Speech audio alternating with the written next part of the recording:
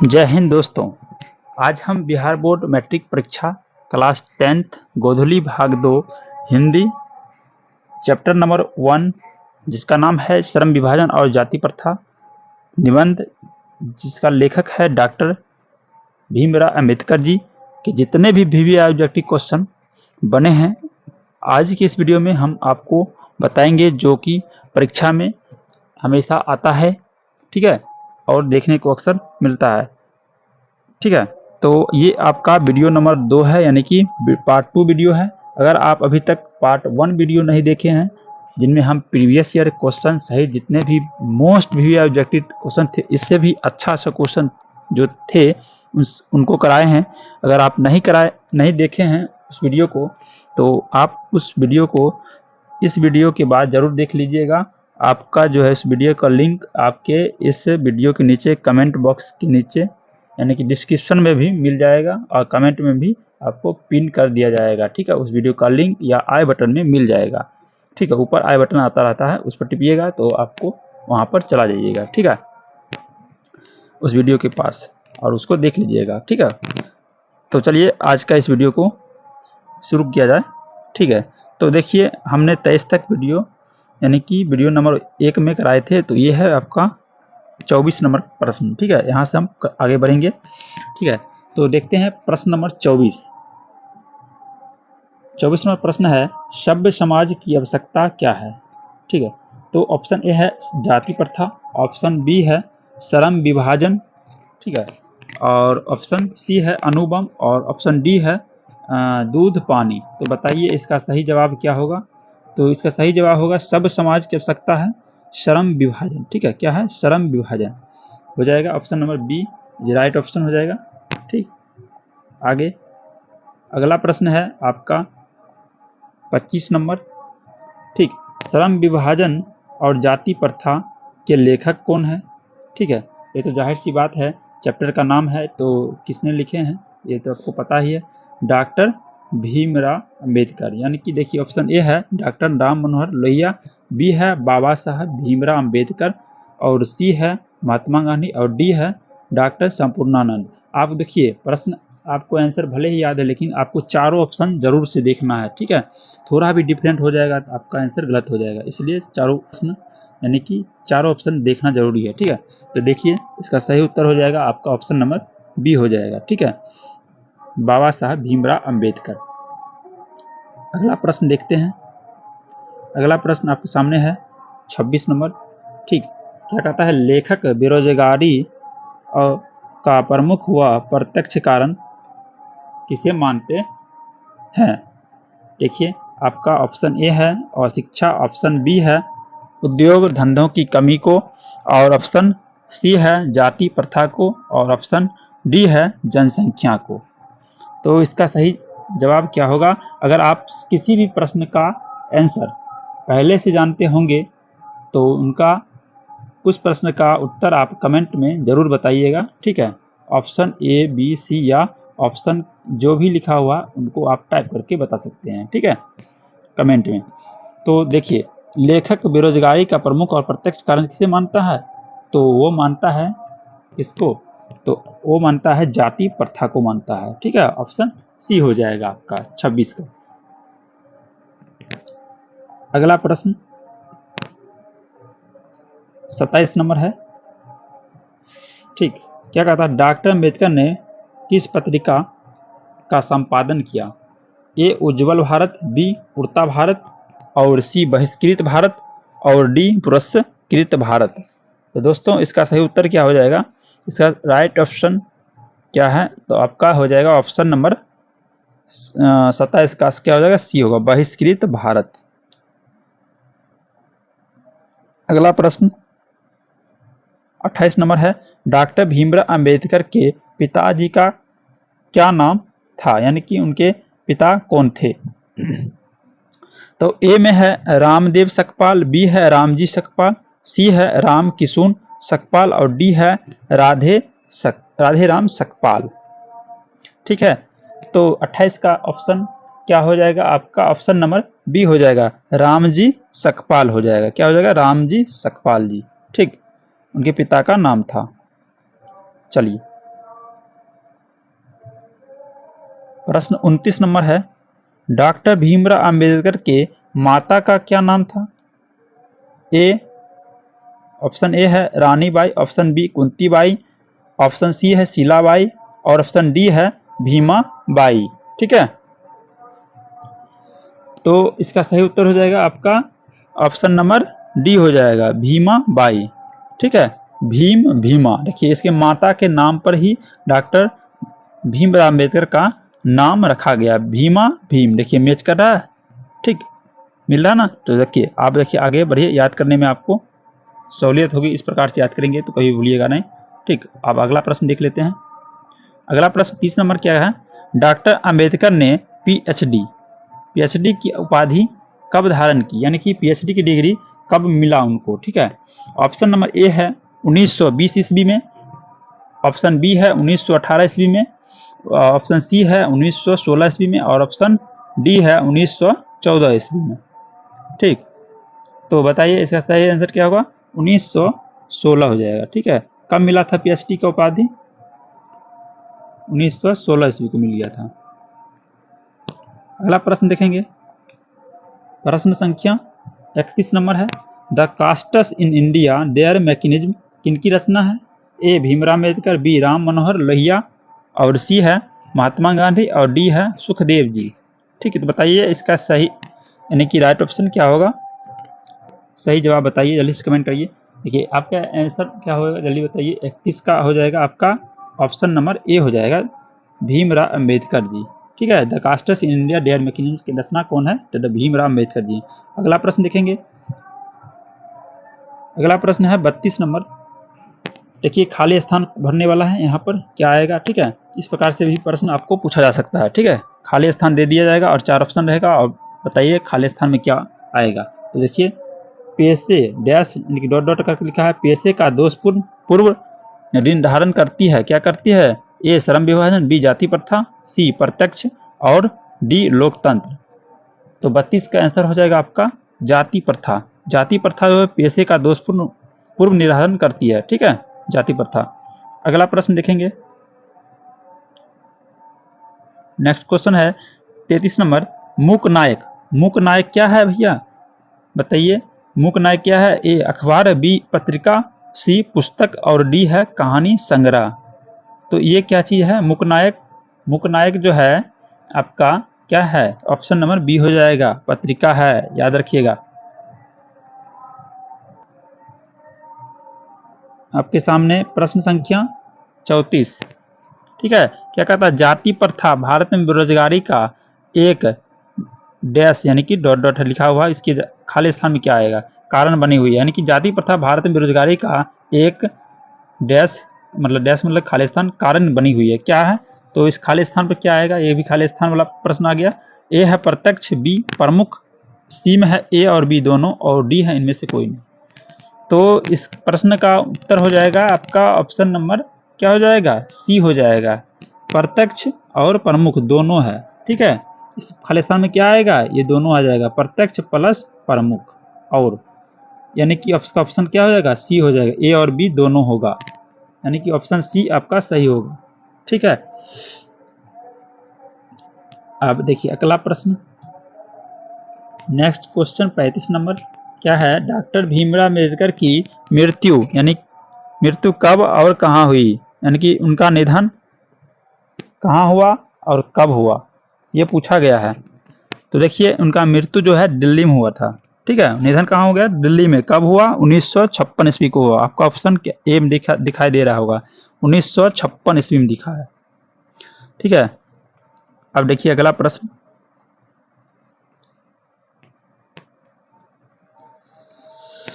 अगला प्रश्न है 36 नंबर।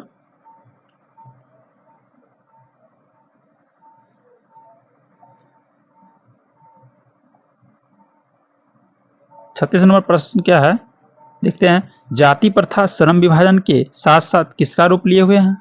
ए स्वतंत्रता का, बी भारतीत्व का और सी श्रमिक विभाजन का और डी इनमें से कोई नहीं।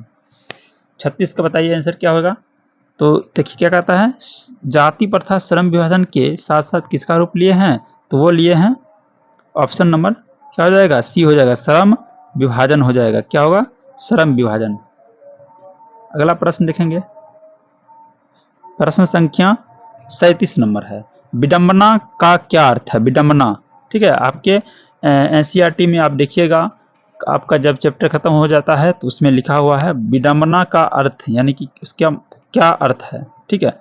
तो ये देखिए लिखा है उपेक्षा, बी उपहास, सी अवलंबन, डी आडंबर। वहां पर आप जाकर देख सकते हैं, ठीक है। विडंबना का अर्थ होता है, क्या होता है? उपहास होता है, उपहास, ठीक है। विडंबना की बात कहते हैं, ठीक है। आप जब उसका कहानी पढ़िएगा, निबंध पढ़िएगा डॉक्टर भीमराव जाति प्रथा और श्रम विभाजन में, तो आपको पता चलेगा, ठीक है। अगला देखते हैं प्रश्न। अगला प्रश्न आपके सामने है 38 नंबर, डॉक्टर अंबेडकर किस वर्ग के परिवार में जन्म लिए थे? हाँ देखिए कितना सुंदर एक क्वेश्चन है, किस वर्ग में परिवार के मतलब जन्म लिए थे, ठीक है। कैसा परिवार था उनका? ए है पिछड़ा वर्ग था, बी सामान्य वर्ग, सी दलित वर्ग और डी मध्यम वर्ग। तो क्या आते थे? दलित वर्ग से आते थे, याद रखिएगा दोस्तों, इनके ऑप्शन नंबर सी हो जाएगा। अगला प्रश्न देख लेते हैं 39 नंबर, जल्दी जल्दी सही प्रश्न देखते हैं और अब आगे बढ़े। देखिए 39 नंबर कहता है जाति प्रथा किस प्रकार का श्रम विभाजन है? ए अस्वाभाविक, बी प्राकृतिक, सी स्वाभाविक और डी संवैधानिक। 39 का क्या होगा? अस्वाभाविक हो जाएगा, ऑप्शन नंबर ए सही हो जाएगा, ठीक है। अगला प्रश्न देखते हैं जल्दी से, प्रश्न संख्या 40 देखिए, पढ़िए क्या कहता है, जाति प्रथा के अनुसार श्रम विभाजन का आधार क्या है? ए मनुष्य की रुचि, बी रोजगार सृजन, सी पैतृक पैसा और डी है कौशल क्षमता, ठीक। तो प्रश्न संख्या 40 का आंसर क्या होगा? तो इसका सही आंसर हो जाएगा क्या? पैतृक पैसा, पैतृक पैसा हो जाएगा, ठीक है। अब देखिए अगला प्रश्न क्या है, प्रश्न संख्या 41 नंबर को पढ़िए, डॉक्टर भीमराव अंबेडकर की रचनात्मकता के प्रेरक व्यक्ति कौन थे? ठीक है, ये प्रश्न भी इंपॉर्टेंट है, ठीक है। तो देखिए ऑप्शन नंबर ए है महात्मा गांधी, बी ज्योतिबा फुले और सी है गोपाल कृष्ण गोखले और डी विवेकानंद। देखिए ये तो नहीं थे, महात्मा गांधी नहीं थे, ठीक। उसके बाद ये गोपाल कृष्ण गोखले भी नहीं थे, विवेकानंद भी नहीं थे, ये थे ज्योतिबा फुले, यानी कि ऑप्शन नंबर बी सही हो जाएगा, ठीक है। ऑप्शन नंबर क्या हो जाएगा? बी आपका सही हो जाएगा, याद रखिएगा दोस्तों, ठीक। इसको हटा देते हैं, चलिए अब आगे बढ़ेंगे। प्रश्न संख्या 42 की ओर। 42 नंबर प्रश्न क्या है?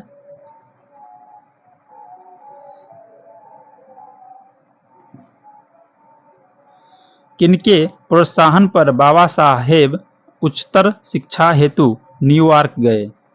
यानी कि किनके प्रोत्साहन के बदौलत बाबा साहब जो है उच्च शिक्षा प्राप्त करने के लिए न्यूयॉर्क जा पाए, ठीक है। तो बताइए, ए है काशी नरेश, बी पाटियाला नरेश, सी बड़ौदा नरेश और डी दरभंगा नरेश। तो इसका सही उत्तर हो जाएगा आपका ऑप्शन नंबर सी हो जाएगा, बड़ौदा नरेश के प्रोत्साहन से बाबा साहब जो है न्यूयॉर्क गए उच्च शिक्षा प्राप्त करने हेतु, ठीक है। प्रश्न अगला देखिए क्या है, 43 नंबर, बुद्धा एवं एंड हिज धम्मा के लेखक कौन है? यानी कि बुद्धा एंड हिज धम्मा के लेखक कौन है, किसने लिखा? ए है हजारी प्रसाद द्विवेदी जी, बी बिरजू महाराज, सी महात्मा गांधी और डी है भीमराव अंबेडकर जी। बताइए तो क्या हो जाएगा आपका 43 का यही हो जाएगा, भीमराव अंबेडकर, यानी कि डी इज राइट ऑप्शन। क्या हो जाएगा? D is right option. अगला प्रश्न देख लेते हैं, सारे प्रश्न जितने भी सारे इंपॉर्टेंट हैं, ठीक है। चाहे तो अपने दोस्तों की भी जल्दी से शेयर कर सकते हैं, ठीक है, उनको भी इस प्रश्न का लाभ उठा सके। ठीक है, सभी प्रश्न इंपॉर्टेंट दिए हुए हैं जितने भी है। ठीक, चलिए अगला प्रश्न देख लेते हैं। 44 नंबर है, श्रम विभाजन और जाति प्रथा शीर्षक किनके द्वारा हिंदी में रूपांतरित है? ए है भीमराव अम्बेडकर, बी रामचंद्र शुक्ल, सी ललई सिंह यादव और डी है नलिनी बिलोचन शर्मा। देखिए ध्यान से अगर आप सभी प्रश्न को अगर अच्छे से निबंध को पढ़ चुके हैं, यानी कि श्रम विभाजन को पढ़ चुके हैं अच्छा से, जितने भी पूरे हैं चैप्टर, तो आपको एक भी प्रश्न ऐसा नहीं है कि मिस हो पाएगा। ठीक है, सारे एनसीईआरटी से बनाया गया प्रश्न है। श्रम विभाजन और जाति प्रथा शीर्षक किनके द्वारा हिंदी में रूपांतरित हुआ, यानी कि हिंदी में कौन लिखा है? ठीक है, जितने भी देखिए बाबा साहब जो थे बहुत बड़े विद्वान व्यक्ति थे, वो अक्सर जो है इंग्लिश में भी अपना पुस्तक लिखा करते थे। तो ठीक है, तो उन्हीं को जो है हिंदी में रूपांतरित किए हैं। कौन किए हैं? तो जाति प्रथा, देखिए श्रम विभाजन और जाति प्रथा शीर्षक इनके द्वारा हिंदी में रूपांतरित हुआ है, यानी कि ये जो है श्रम विभाजन और जाति प्रथा ये इंग्लिश में लिखा गया था। ठीक है, लेकिन हिंदी में रूपांतरण किसने किया? याद रखिएगा, ललई सिंह यादव ने किया था। 44 का क्या हो जाएगा आंसर? सी हो जाएगा, राइट। ठीक है, अगला प्रश्न देखते हैं। अगला प्रश्न आपके सामने है 45 नंबर प्रश्न। देखिए क्या कहता है भैया, हिंदू धर्म की जाति प्रथा किसी भी व्यक्ति को एक ऐसा पैसा चुनने की अनुमति नहीं देती है जो ए उसका पैतृक पैसा हो, बी उसका पैतृक पैसा ना हो, और सी है बेरोजगारी बढ़ाता हो, और डी रोजगार को बढ़ावा देता हो। ठीक है, 45 का क्या हो जाएगा? देखिए इस प्रकार का प्रश्न जब भी आता है तो आपको ध्यान में रखना है कि यहाँ पर क्या लिखा है, नहीं। यहाँ नहीं शब्द को हमेशा याद रखना है, इसी से बच्चे जो है प्रश्न को अक्सर गलत टिक मार के आ जाते हैं प्रश्न। ठीक है, एग्जाम में तो इस बात को समझ जाते हैं कि है, लेकिन उसमें नहीं पूछ रहा है, नहीं है, नहीं है जो यह कहता है हिंदी धर्म की जाति प्रथा किसी भी व्यक्ति को ऐसा पैसा चुनने की अनुमति नहीं देती है जो उसका पैतृक पैसा हो। उसका अगर पैतृक पैसा है तो कोई भी नहीं रोक सकता है, उसका पैतृक पैसा नहीं हो तो देखिए उसका उसके बाद क्या है, ऑप्शन बी हो जाएगा, नहीं है, ना हो। यहाँ ना लिखा है ना, ये हो जाएगा आपका आंसर। अब देखिए अगला प्रश्न आपके सामने 46 नंबर है। 46 नंबर प्रश्न पढ़ते हैं। क्या कहता है, जातिवाद, ठीक है, क्या कहता है, जातिवाद के पोषकों द्वारा श्रम विभाजन किसका दूसरा रूप माना जाता है? ए है मजदूरी प्रथा, बी जाति प्रथा, और सी है बाल मजदूरी प्रथा, और डी है समरसता। ठीक, 46 नंबर प्रश्न। तो इसका सही उत्तर हो जाएगा आपका ऑप्शन नंबर बी हो जाएगा, जाति प्रथा। अगला प्रश्न क्वेश्चन नंबर 47।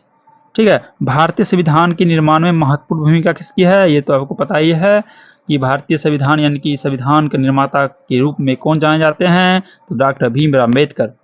ठीक है, तो यहाँ पर आपको ऑप्शन दिख रहा है कहीं पर, भीमराव अम्बेडकर। ठीक है, भीमराव अम्बेडकर यहाँ पर लिखा हुआ, ऑप्शन नंबर यही हो जाएगा। बी में है ज्योतिबा फुले, सी है राम कुदाली, नहीं होगा, सब नहीं होगा। ठीक है, डी भी नहीं होगा, महात्मा गांधी जी। ठीक, अब देखिए अगला प्रश्न है 48 नंबर। निम्नलिखित रचनाओं में से कौन सी रचना डॉक्टर अंबेडकर की नहीं है?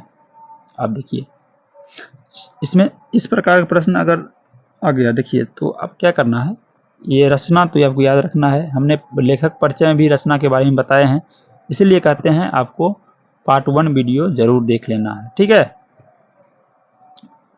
तो देखिए ये है द कास्टर्स इन इंडिया, अगर जिनको याद रहेगा आराम से मार देगा। उसके बाद बीम है और the untouchables who are they, और सी है हु आर सुद्राज। ठीक है, देखिए ये जितने भी है option A, option B, option C, सारे प्रश्न जो भी ऑप्शन है प्रश्न का, उन सभी में जो है डॉक्टर अंबेडकर जी की रचना है। ठीक है, सभी रचना इसका मतलब क्या हो जाएगा, आपका ऑप्शन नंबर सी हो जाएगा। अगर जिसको याद रहेगा फटाक से मार देगा डी, इनमें सभी है। ठीक है, 48 क्या हो जाएगा, डी हो जाएगा। अगला देखते हैं प्रश्न भैया। अगला प्रश्न देखिए 49 नंबर क्या है, भीमराव अम्बेडकर के चिंतन तथा रचनात्मकता के इनमें से कौन प्रेरक व्यक्ति माने जाते हैं? देखिए ये भी प्रश्न अच्छा है। ठीक है, ऑप्शन ए देखिए महात्मा बुद्ध है, ऑप्शन बी है कबीर दास, ऑप्शन सी है ज्योतिबा फुले, और ऑप्शन डी है सभी।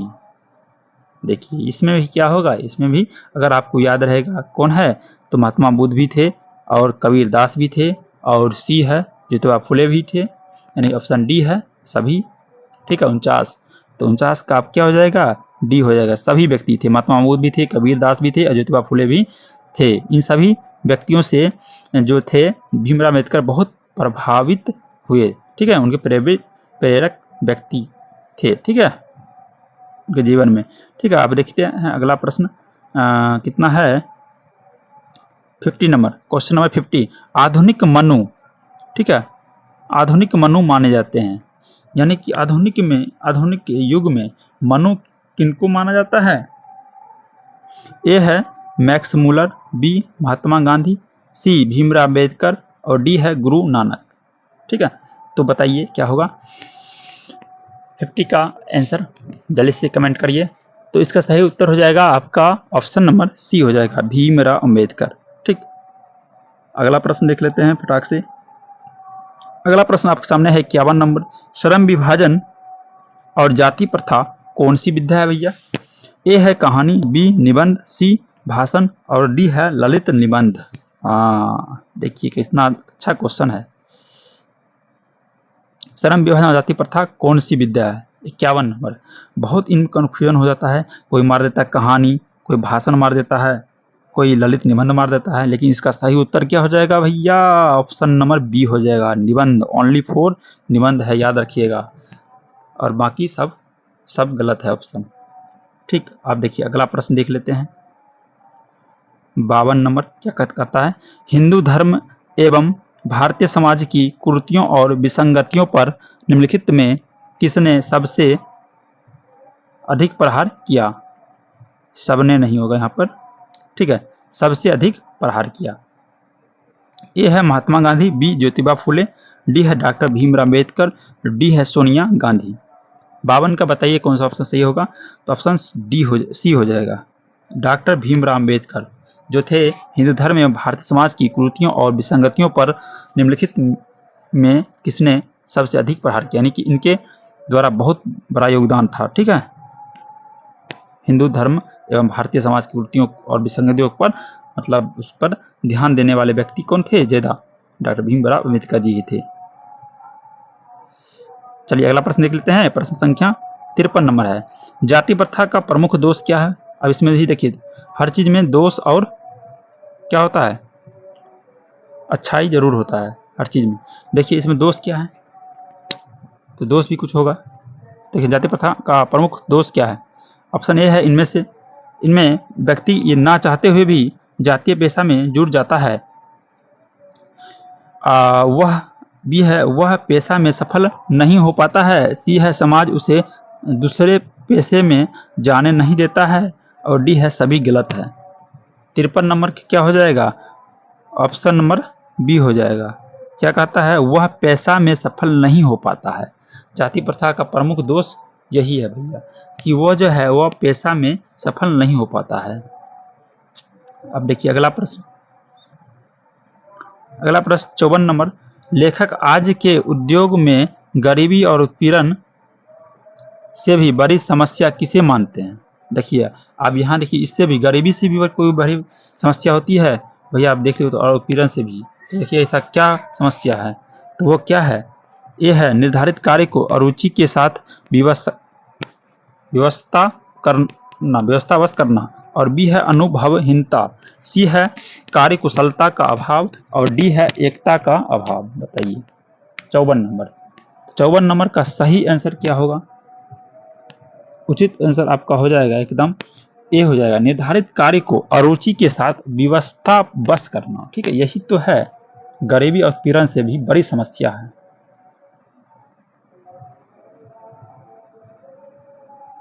पचपन नंबर, प्रश्न संख्या 55। जाति प्रथा मनुष्य के पेशे को किस प्रकार प्रभावित करती है। अब देखिए ये भी इंपॉर्टेंट है 55 नंबर। ठीक है, तो देखिए ये है, यह मनुष्य के पेशे में बढ़ावा देती है, और बी है यह मनुष्य को जीवन भर के लिए एक पेशे में बांध देती है, सी है यह मनुष्य के रोजगारोन्मुखी बनाती है और डी है यह मनुष्य को पैसा के लिए दक्ष बनाती है। 55 नंबर का क्या होगा, तो इसका सही आंसर हो जाएगा आपको ऑप्शन नंबर बी हो जाएगा। यह मनुष्य को जीवन भर के लिए एक पेशे में बांध देती है, याद रखिएगा। अब देखिए अगला प्रश्न आपके सामने है 56 नंबर है, जाति प्रथा स्वाभाविक श्रम विभाजन नहीं है क्योंकि ठीक है, क्यों नहीं है ये देखिएगा। तो क्या लिखा है, यह मनुष्य की रुचि पर आधारित है। बी देखिएगा, यह पैतृक पैसा से संबंध नहीं है। सी देखिएगा, इसमें मनुष्य सहजता से रोजगार युक्त हो जाता है। और डी है, यह मनुष्य की रुचि पर आधारित नहीं है। आहा, क्या बात है, बहुत ही अच्छा प्रश्न है। देखिए तो 56 का आंसर क्या, कमेंट करिए जल्दी से। यह क्या हो जाएगा, इसका जो है आंसर हो जाएगा आपका, ये हो जाएगा डी हो जाएगा। यह मनुष्य की रुचि पर आधारित नहीं है, जाति प्रथा स्वाभाविक श्रम विभाजन नहीं है क्योंकि यह मनुष्य की रुचि पर आधारित नहीं है। ठीक है, अगला प्रश्न आपके सामने है 57 नंबर। भारत की जाति प्रथा की विशेषता है। अब देखिए विशेषता, इसके एक दो क्वेश्चन पहले क्या था, दोष था, इसमें विशेषता भी है, विशेषता पूछा गया है, यानी कि विशेषता भी कुछ है इसमें, तभी तो पूछा गया। ये देखिए, यह है रोजगार वर्धक। बी है, यह श्रमिकों का स्वाभाविक विभाजन है। सी है, यह श्रमिकों का अस्वाभाविक विभाजन है। और डी है, यह वर्ग विभेद दूर करता है। 57 नंबर प्रश्न का आंसर क्या होगा, तो इसका सही आंसर क्या होगा, जल्दी से कमेंट करिए। तो आपका सही आंसर हम बताते हैं आपको, ऑप्शन नंबर सी हो जाएगा, यह श्रमिकों का अस्वाभाविक विभाजन है। ठीक है, 57 हो गया। उसके बाद देखिए अगला है, अगला प्रश्न आपके सामने है 58 नंबर। ठीक, 58 नंबर प्रश्न पढ़िए, लेखक की दृष्टि में विडंबना की क्या बात है, विडंबना की बात क्या है। ये देखिएगा, पढ़िएगा, सोचिए जरा, जातिवाद के पोषकों की कमी नहीं है। बी है, जातिवाद के पोषक नगण्य है। उसके बाद सी है, आर्थिक दृष्टि से जातिवाद उचित है। और डी है, जातिवाद लोकतंत्र के विरुद्ध नहीं है। जरा इस पर चिंतन करिए, क्या होगा, सोचिए जरा, इसका आंसर बताइए 58 का। बहुत ही आसान है। ठीक है, इसका आंसर हो जाएगा, हम बताते हैं आपको, जातिवाद के पोषकों की कमी नहीं है। ठीक है, अगला प्रश्न आपके सामने है 59 नंबर। डॉक्टर अंबेडकर की दृष्टि में भाईचारे का वास्तविक रूप कैसा होता है।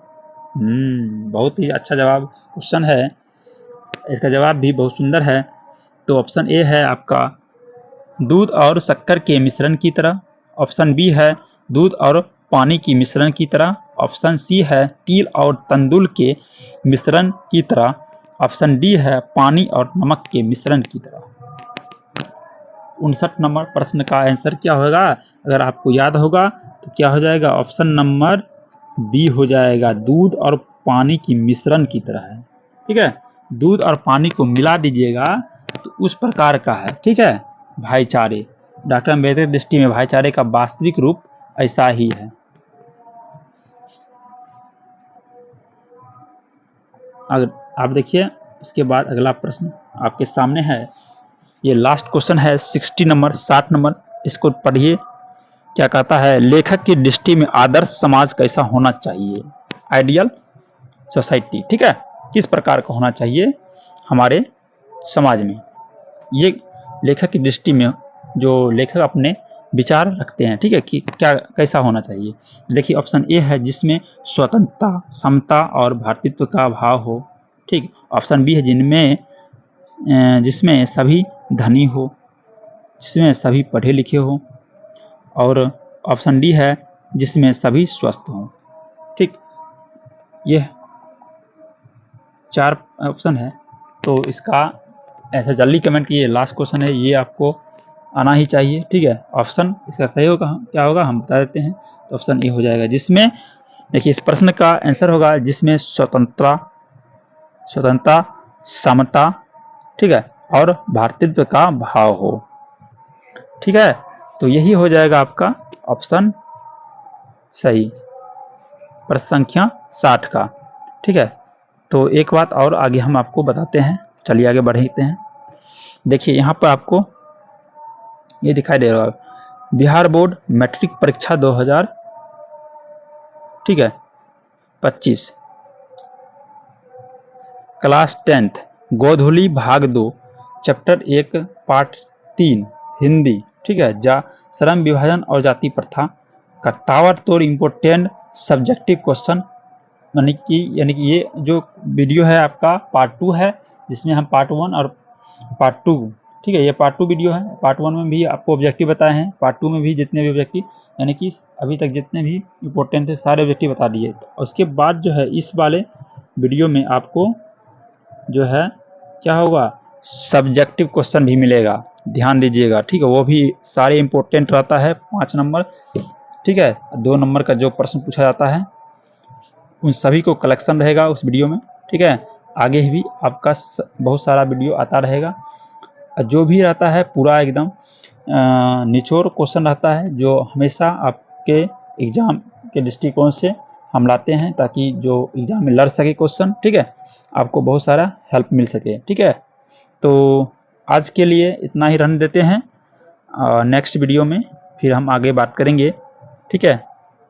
तब तक के लिए जय हिंद, वंदे मातरम, ओके।